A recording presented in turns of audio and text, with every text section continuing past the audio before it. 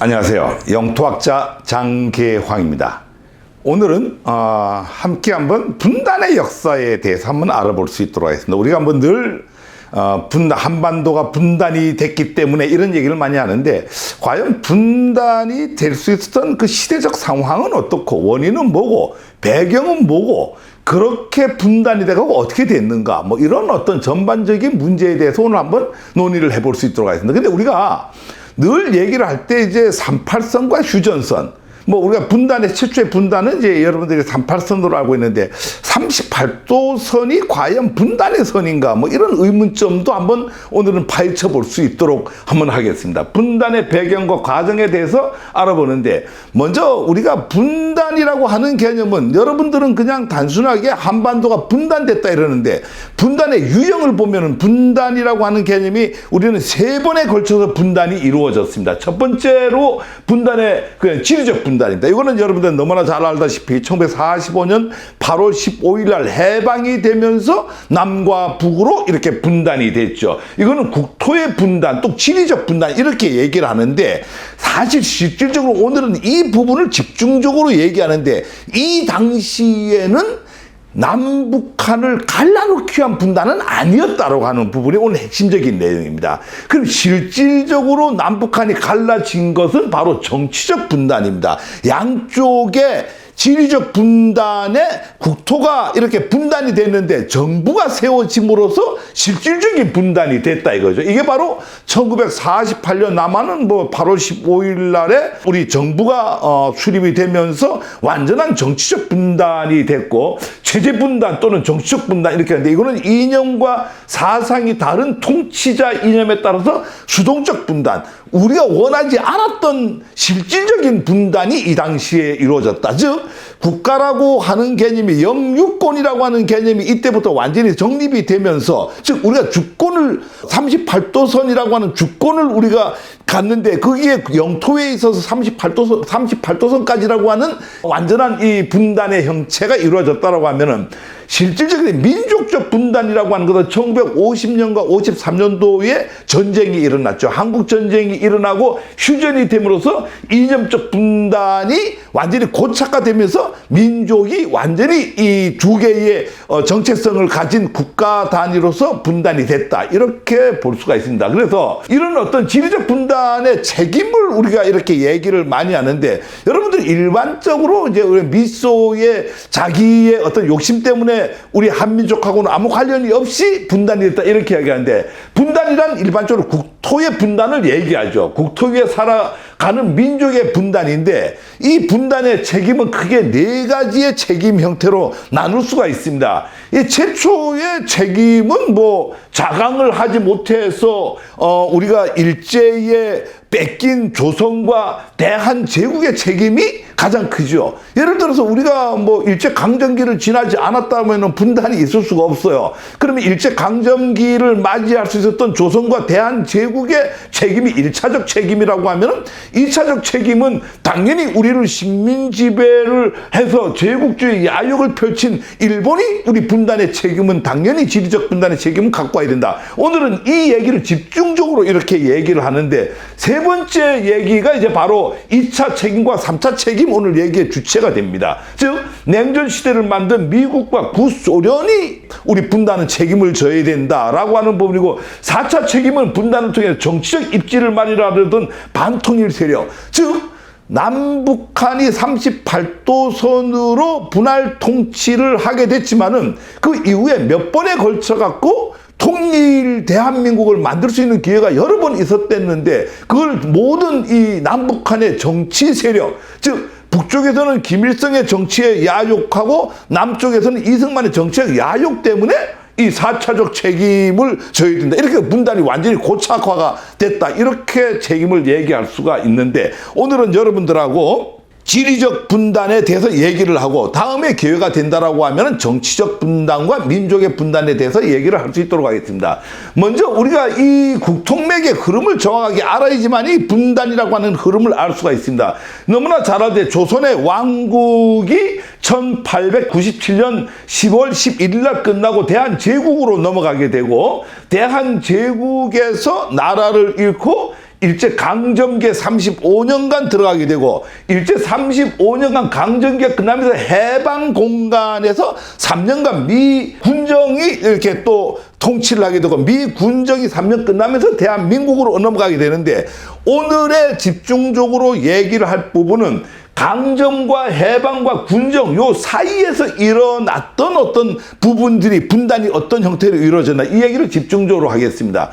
먼저 지리적 분단을 얘기를 하려면은 우리는 조금 앞당겨서 그러니까 지리적 분단의 결정적 날짜는 1945년 8월 15일이죠.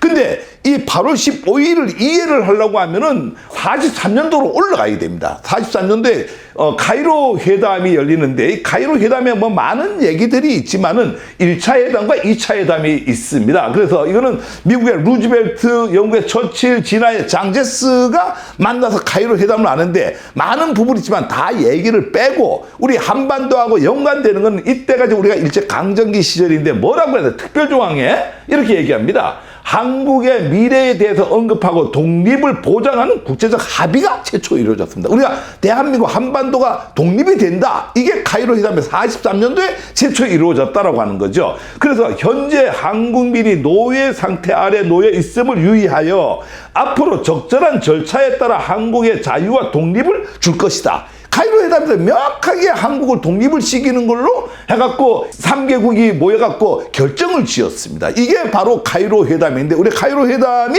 국제적으로 최초의 한반도의 독립을 보장했다. 근데 이 카이로 회담을 보다 공고히 하고 명확하게 한 회담이 바로 포츠담 회담입니다. 포츠담 회담은 우리가 8월 15일 해방이 되기 한 달 전에 45년 7월 달에 독일의 포츠담에서 열린 회담인데 이때는 미국과 영국과 진화와 소련 4개국이 모여서 결정적으로 뭘 했냐면은 제2차 세계대전이 끝나가기 때문에 이걸 어떻게 처리를 할까? 즉 바로 직전에 독일이 항복을 했습니다. 그 다음에 이제 좀 있으면은 일본이 항복할 걸로 이미 예측이 됐기 때문에 그러면 전후에 어떻게 처리할 것인가. 예를 들어 회담의 기본 원칙은 이미 43년도에 발표를 했던 카이로 선언에 따른다고 합의했습니다. 그러니까 카이로 선언에 우리가 중요한 것은 한반도를 독립시킨다라고 하는 국제적 합의가 있었는데 그걸 그대로 따른다라고 하는 원칙 속에서 여기서 뭐 중요한 것은 일본의 주권을 한정한다. 일본을 항복을 하게 되면은 혼슈, 홋카이도, 규슈, 시코쿠 4개 섬과 연합군이 인정한 그 부속 도서로 한정해갖고 일본의 주권을 하고 나머지는 모든 것들을 식민 지배하던 것들을 원상복구한다. 이게 이제 이 포츠담 회담의 가장 기본적인 겁니다. 그래서 일본의 점령 작전을 이달에 결정을 합니다. 이 7월 달에. 점령 작전은 뭐냐니까 9월 이후에 몰락 작전을 하도록 돼 있어요. 몰락 작전을 통해서 연합군이 일본 본토에 상륙하는 걸로 되어 있는데 사실 우리는 이 당시에 김구 선생하고 OSS를 통해서 여기에 참여를 하는 걸로 우리가 결정이 나 있던 상태예요. 그래서 4개 점령 섬을 이렇게 점령하는 계획을 세우고 이대로 갔으면은 아무 문제가 없었댔는데 이 카이로 회담과 포츠담 회담대로 하면은 한반도는 분할될 일이 없었습니다. 근데 문제는 미국의 상황이 변화가 됐어요. 어떤 상황이 변화가 됐냐면은 미국의 핵무기를 그 사이에 7월달 이후에 핵무기를 개발이 완료가 됩니다. 실험을 성공을 한다라고 하는 거죠. 그러다 보니까 영향력이 커지고 요때 중요한 게 4월 달에 루즈벨트 대통령이 서거를 하게 됩니다. 그렇게 하고 부통령이던 트루먼이 대통령에 취임을 하여 자녀 인계에 대해서 취임을 하게 되더니까 이 트루먼은 소련에 대해서 엄청난 불신을 갖고 있는 사람이고 얄타 회담 이후에 동아시아의 소련 영향력이 커지는 것을 되게 두려워하고 어려워하는 이런 어떤 제어를 해야 되겠다고 하는 기류가 민주사회에 이렇게 흘렀다. 이게 이제 가는데 지리적 분단은 해방과 함께 만들어진 게 아니라 해방 이전에 결정이 됐다고 하는 거예요. 여러분 이게 되게 중요해요. 우리는 8월 15일 날 해방이 되고 분단이 된 걸로 알고 있잖아요. 해방이 되면서 아니다라고 하는 거예요. 이미 8월 15일 이전에 8월 10일 날에 이 38선이라고 하는 게 결정이 된다. 이 얘기가 되게 중요한데 제가 이 얘기는 한번 이 상황 일지를 한번 쭉 훑어보면서 시계열적으로 일지를 훑어보면 이해가 가실 거예요. 45년 7월 26일 날 아까 보쌈 선언을 한다 그랬죠. 이게 가이로 선언, 대한민국을 국제적으로 합의를 해갖고 독립을 시키는 걸로 결정을 본 게 가이로 선언인데, 보쌈 선언을 7월 26일에 결정을 해갖고 일본의 민주화를 요구하기로 했다라고 하는 거예요. 그러니까 일본 제국 정치가들은 이를 사실 묵살을 하죠. 이게 보쌈 회담을 해갖고 일본 항복하고 빨리 이제 해라 했는데 일본은 그걸 묵살합니다. 자, 이제 전쟁에 이길 수 있다라고 하는 거죠. 45년 8월 6일하고 9일에 이게 말을 안 들으니까 민주화를 요구를 했는데 보단선을 안 받아들입니다. 일본이. 안 받아들이니까 이때 미국이 핵무기를 원자폭탄을 개발을 해갖고 6일과 9일 날에 히로시마하고 나가사키에다가 폭탄 투하를 합니다. 이게 인류 역사상 살상 목적으로 핵무기가 사용된 최초의 사례입니다. 그럼 그 이후에도 없어요. 최초의 사례이면서 최후의 사례입니다. 이로 인해서 일본은 항복을 결심을 하죠. 두 방을 맞고 난 뒤에 항복하지 않으면 몰락작전을 통해서 일본 본토를 점령을 할 수 있었는데, 이 항복을 함으로써, 그리고 우리 이렇게 얘기합니다. 일본이 항복을 너무 일찍 했다. 조기 항복을 함으로써 우리가 사실 어떤 측면에서는 우리 한반도가 분할이 됐다, 이렇게 보시면 됩니다. 그 얘기는 좀 이따가 다시 한번 말씀을 드리려고, 8월 6일, 9일에 두 방의 원자폭탄을 떨어뜨리고 8월 8일 날에 비로소 소련이 일본에 대해서 선전포고를 합니다. 이 소련이 8월 8일 날에 선전포고를 함으로써 이 모든 상황이 다 바뀐다라고 하는 거죠. 사실은 이 소련은 뒤에 또 한 번 더 나오게 되는데, 저쪽에서 독일하고의 이 전쟁에 치중했지 동아시아에 관심이 없었댔습니다. 그런데 미국이 다 이겨놓은 전쟁에 대해서 8월 8일 날에 젓가락만 얹는 형태로 여기에서 선전포고를 하고 만주 전역을 8월 8일 날 점령을 해버리고 8월 9일 날에는 나진 선봉까지 한반도에 들어오게 됩니다. 그러니까 미국이 급해졌죠. 왜? 미국은 필리핀하고 오키나와에 있습니다. 되게 한 600마일 정도 먼 거리에 있다 보니까 나진 선봉까지 8월 9일 날 들어오니까 금방 이 부산까지 밀고 들어온다라고 하는 거죠. 이거를 일본이 이용을 하는 거죠. 빨리 한반도를 분할을 시켜라. 그렇지 않으면은 소련이 어디까지 내려온다? 부산까지 바로 내려온다. 이렇게 들어가서 8월 13일 날은 청진까지 내려옵니다. 그래서 뭐 일부는 383 이남까지 내려왔어요. 그래서 8월 15일 날 선을 긋고 그 사람들 다시 이 소련군이 철수를 하게 되는 이런 상황까지 벌어지게 되죠. 이게 바로 뭐 그 당시에 작전도입니다. 이건 뭐 저 소련 말이기 때문에 제가 알 수는 없지만은 어느 부대가 어디로 들어가고 뭐 이런 어떤 형태가 이 지도인데, 일본 제국이 소련이 만주 작전을 펼침으로써 일본 제국이 항복을 하고 만주국하고 몽간국이 멸망을 하게 되는 이런 상황에 놓이고, 만주 내몽과 한반도 북부가 소련 군정으로 들어가는 계기가 되고, 일본은 다롄 조차지를 이걸로 통해서 상실하게 됩니다. 사할린 쿠릴열도 전역이 일본 영토로 기속되는 게 바로 8월 8일 날에 대일본 전쟁에 대해서 아까 얘기했듯이 선전포고를 함으로써 이런 일들이 일어나게 된다라고 하는 게, 만주작전에 대해서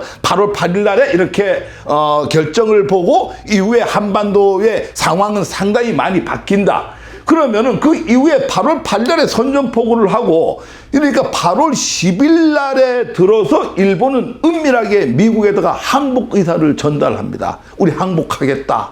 일본은 죽어도 깨나도 소련한테는 별로 항복하고 싶지 않은 거예요. 미국한테만 항복을 하고 싶은 거예요. 그래서 8월 10일 은밀하게 미국의 항복 의사를 전달하고 8월 14일 날에 일본 쇼와 천황이 포츠담 회담을 수락을 합니다. 그러니까 나가사키하고 8월 6일, 8월 9일에 원자폭탄을 투하한 거는 뭐죠? 보쌈 회담을 거부를 하니까 안 되겠다 싶어갖고 원자폭탄을 투하를 한 거고, 원자폭탄을 9일까지 나가사키하고 다 얻어맞고 나니까 안 되겠다, 이거 항복 안 하면 안 되겠다 해갖고 8월 10일 날에 항복 의사를 전달을 하고, 거기에 대해서 8월 14일 그 조건을 걸죠. 이쪽에 그 연합군에서 이렇게 조건을 걸고 일본도 조건을 겁니다. 이런 식으로 항복을 하겠다. 뒤에 좀 더 나오게 되는데, 그렇게 되니까 이 포츠담 회담은 14일 날에 수락을 하고 15일 날에 일본은 종전 선언을 합니다. 많은 사람들이 일본이 뭐 8월 15일 날에 항복을 했다라고 하는데, 일본은 8월 15일 날 항복을 한 적이 없습니다.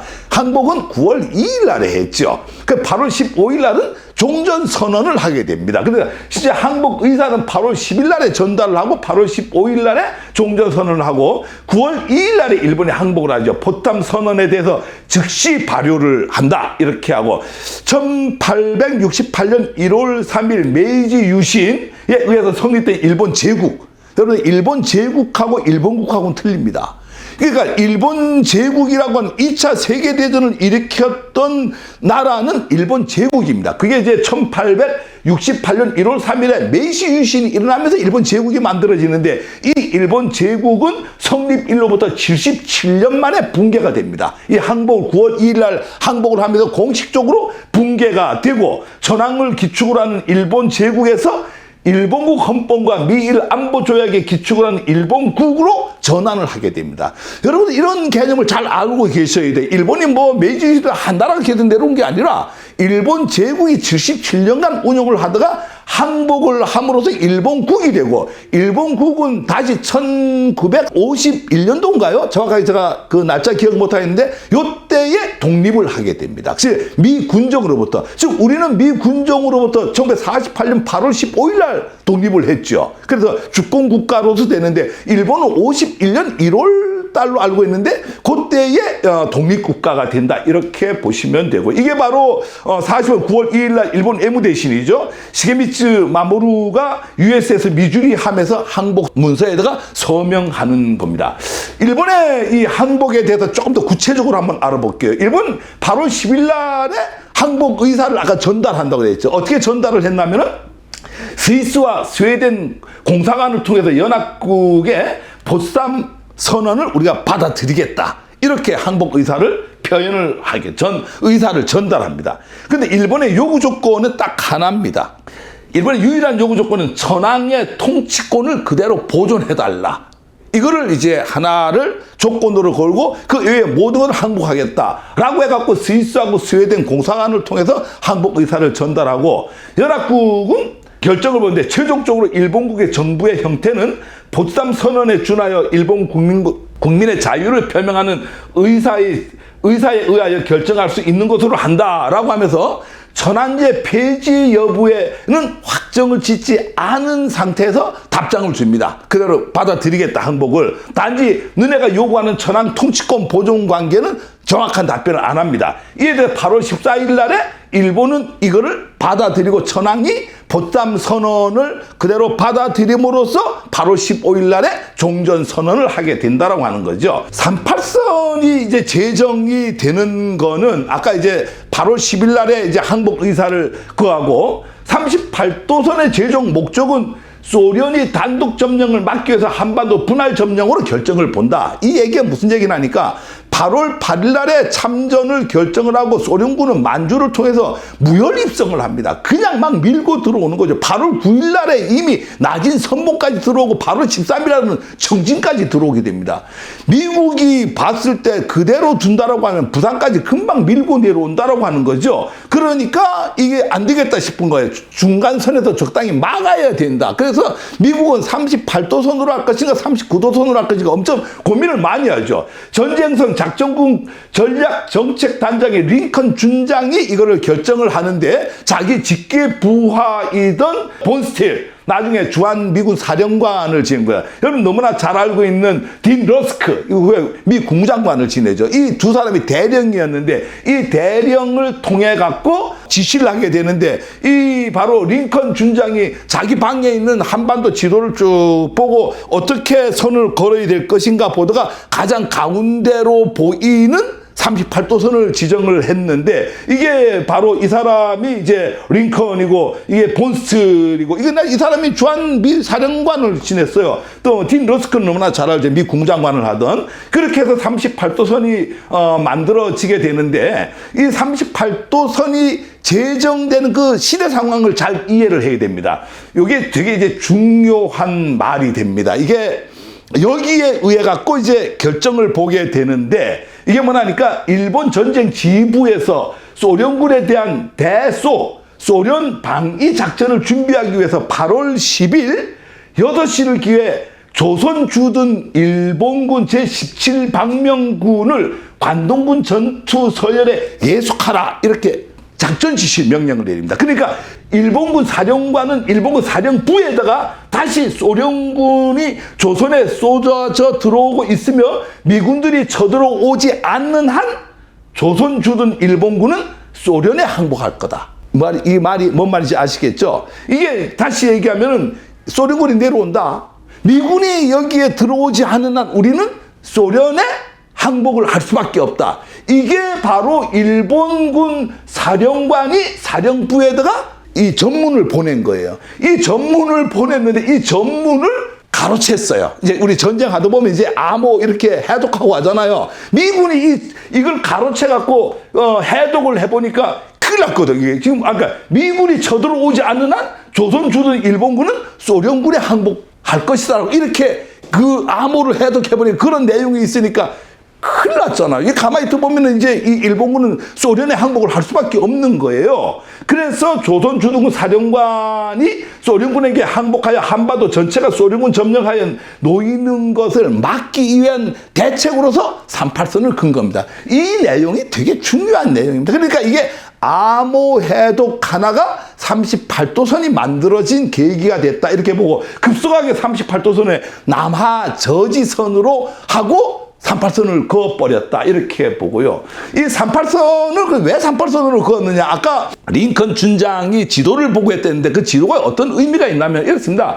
38도선은 한반도의 중앙을 가로지르는 선이고 미국에 봤을 때 이 한반도에서 가장 중요한 게 어디죠? 서울과 인천이에요. 그래서 이 서울이 바로 37도 34분이니까 38선 밑에 있고 또 주요한 항구가 바로 인천이 37도 30분. 그러니까 모두가 38도선 아래에 있다 보니까 이 38선을 그어도 되겠다. 그래서 미국은 소련에 38도선까지만 내려오라고 제안을 합니다. 그래서 소련은 38도 이북으로 물러나면서 38도선이 경계선으로 정립이 되는 거예요. 예, 미국이 제안을 하고 소련이 그걸 받아들인 겁니다. 원래 분할선은 39도선으로 하자는 의견도 있었어요. 그런데 이거는 이제 창조적으로 39도선은 평양 가운데를 가로지르는 선인데 미국이 그걸 제안을 하려고 하다 보니 소련이 받아들이지 않을 것을 우려해갖고 38도선을 제시를 했다 이렇게 합니다. 당시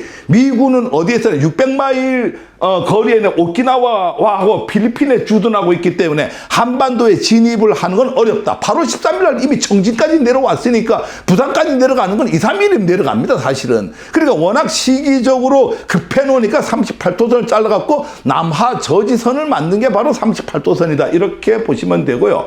일본의 항복의 전개 과정은 45년 8월 10일 저녁에서 11일 새벽, 이게 핵심적인 중요한 시간인데 북이 38도선 이북의 일본군은 소련군에게 이남은 미군에게 항복하라 라고 하는 골자로 하는 일방명령 1호를 초안을 만듭니다. 이 8월 10일 날에 이미 이 초안이 나온다 이거죠. 뭐라고요? 38도선 이북은 누구한테? 일본군은 소련한테 항복을 하고 이남은 미군한테 항복을 하라. 즉 다시 얘기하면 38도 선이라는 게 그 당시에 분단선의 의미가 뭐냐면은 일본이 누구한테 항복을 하느냐, 항복의 주체를 가르는 하나의 선이 38도 선이었다 이렇게 보시면 됩니다. 그 일반명령 1호라고 하는 게 뭐냐니까 일본의 항복선언에 따라 미군 합동참모부가 작성해서 트루만 대통령의 승인을 받고 연합국 총사령관 더글라스 메가더가 일본군에게 내린 첫 번째 명령입니다.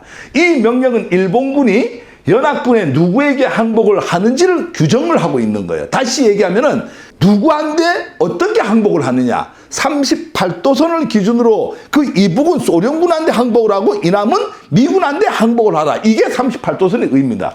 우리만 모르게, 우리 모르는 상태에서 일본은 이미 해방 전에 항복을 결정하고 이 시기에 한반도 분단까지 결정을 하고 일본이 누구한테 어떻게 항복을 하느냐가 결정이 났다라고 하는 거예요. 이게 되게 웃기는 게요.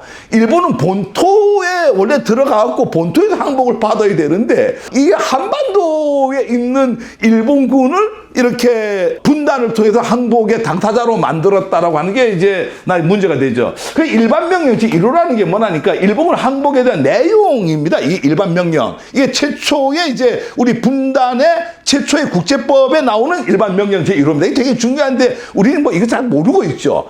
여기 보면은 만주를 제외한 중국, 대만, 북위 16도, 이북, 프랑스령, 인도, 차이나의 모든 일본군 선임 지휘관은 누구한테? 장개석 장군한테 항복한다. 이게 일반 명령 1호가 항복하는 주체를 얘기하는 거예요. 여기에 바로 우리 한반도가 나오는 거예요. 몇 주에는 2에 나옵니다. 그래, 뭐 또 한번 읽어드리면은 만주와 북위 38도 이북의 항국, 그리고 남부 사하리 모든 일본군 선임 지휘관은 소련 극동군 사령관에 항복한다. 그 다음에 뭐 안다만 제도, 니코바르 제도, 미얀마, 타이, 북위 16도 이남의 프랑스령, 인도, 차이나, 말레이, 보르네오 쭉 여기는 동남아시아 연합군 최고 사령관에게 항복한다.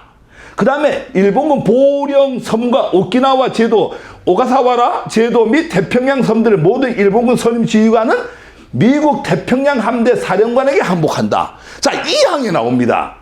대본영은 일본 본토에 있는 군 사령부를 얘기합니다. 그 선임 지휘관들, 그리고 일본 본토와 부속 도서 북위 38도 이남의 한국과 필리핀의 모든 일본군은 누구한테 항복한다고요?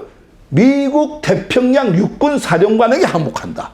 이게 일반 명령 제1호입니다. 여기에 의해서, 그러니까 우리가 38도 선이라고 하는 것은 그 이북은 극동군 사령관에게 소련군 항복해라. 그 이남은 미국 태평양 육군 사령관에 항복해라. 이게 일반 명령 1호로 나감으로써 우리는 분단이 된다. 이렇게 보시면 됩니다. 그래서 38도선은 항복을 하기 위해 주체 선정을 위한 공간적 개념을 만들기 위한 선이었어요. 그러니까 우리는 이거를 이제 분단선이라는데 실제 분단이 됐죠. 그래서 확실한 분단이라고 하는 것은 양쪽의 정치 세력이 들어섬으로써 완전한 분단이 되는 거죠. 사실 이때의 38선의 분단은 이 당시에 45년도 이건 지리적 분단이에요. 이 지리적 분단은 아까 그 항복을 하기 위한 주체 선정을 위한 공간적 개념을 만들기 위한 선에 불과했다. 이렇게 여러분들이 인식을 하고 이해를 하셔야 됩니다.